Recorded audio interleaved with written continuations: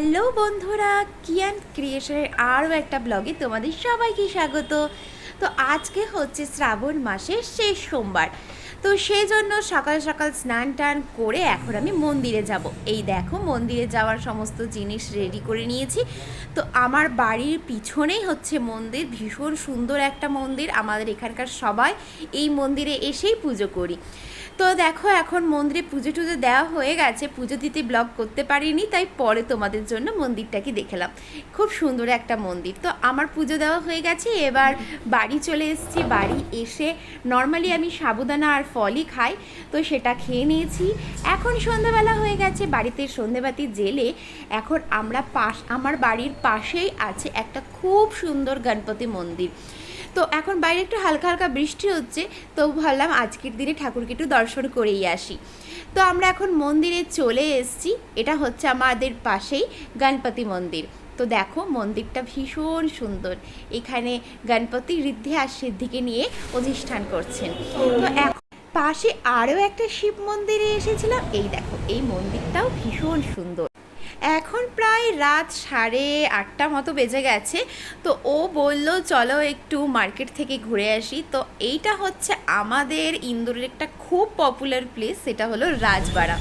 এখানে সমস্ত রকম মার্কেট আছে। তো আমরা এসেছি ফলের মার্কেটে আর সবজি মার্কেটে।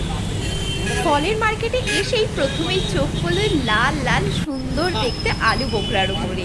তো দেখো, ফলগুলো এত সুন্দর করে সাজিয়ে রাখে, দেখতেই মজা লাগে। তো সবচেয়ে বড় কথা, আমাদের ফল নেওয়া হয়ে গেছে। এবার যাব একটু ছোটোখাটো কিছু সবজি নিতে। তো সবজি নিতে মার্কেটে চলে এসেছি। এখানে কিছু আলু পেঁয়াজ নিয়ে নিলাম, নর্মালি যেটা আমাদের গৃহস্থালী লাগে। তো আমাদের সবজি নেওয়া হয়ে গেছে। তো এই দেখো পুরো এরিয়াটা, এটা পুরোটাই হচ্ছে রাজবাড়া, আর এটা হচ্ছে ইন্দোরের খুব পপুলার প্লেস, মার্কেট এরিয়া। তো বাড়ি চলে এসে আমার সাবুদানার খিচুড়ি বানিয়ে নিয়েছি। এখন রাত্রে আমার ডিনার আজকে এটাই, সাবুদানার খিচুড়ি।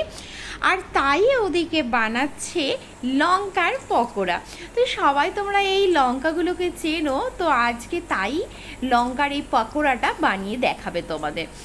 তো এই লঙ্কাটা দেখো, এইভাবে কেটে মিডিলের বীজটা সম্পূর্ণ বের করে দিয়েছেন। তারপরে এটাকে কড়াইয়ে এইভাবে হালকা তেল দিয়ে সেঁকতে হবে। আর উপরে হালকা একটু লবণও দিয়ে দেবে। লবণ দিয়ে এটাকে ঢেকে ঢেকে মোটামুটি 10-15 মিনিট মতো এটাকে সেঁকে নিতে হবে, তাহলে কাঁচা ভাবটা সম্পূর্ণ চলে যায়। এই দেখো, আলুও সেদ্ধ করে নিয়েছি। আজকে এটা আমরা বানাবো আলুর পুর দিয়ে। তো আলুটাকে হালকা তেলে নিয়ে এর মধ্যে লবণ, জিরে গুঁড়ো, মিট মশলা, চাট মশলা, ধনে পাতা, এরকম যে যেমন পারো সেরকম মশলা দিয়ে এটাকে বেশ একটা আলুর ভালো মতো পুর বানাতে হবে। এই পুরটাকে আমরা এই লঙ্কার ভিতরে এই পুরটাকে ভালো করে বানানো হয়ে গেছে। এই দেখো, লঙ্কার ভিতরে এইভাবে পুরটাকে ভরতে হবে আর মুখটা বন্ধ করে দিতে হবে। মুখটাকে বন্ধ করে নেওয়ার পরে এটাকে আবার বেসন লাগিয়ে এটাকে ভাজতে হবে।